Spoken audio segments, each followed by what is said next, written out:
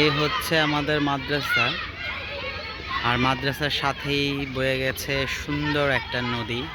এটা হচ্ছে কর্ণপাড়া বীচ সংলগ্ন নদী। ওই যে ওইদিকে দেখা যাচ্ছে, দেখেন, ঢাকা আরিচা মহাসড়ক। আর এটা হচ্ছে অ্যাঞ্জেল সিটি। তো মাদ্রাসার এই যে বাগান,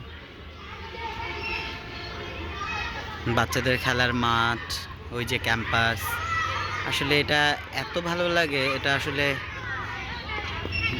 মানে বলে বোঝানো সম্ভব না যে এত ভালো লাগে, ভালো লাগার জায়গা। আপনারা আসবেন, দেখবেন। আর এই বিশেষ করে যারা এতিম অসহায় আছে এখানে, তাদের সাথে কথা বলবেন, মন ভরে যাওয়ার মতো একটা জায়গা আসলে।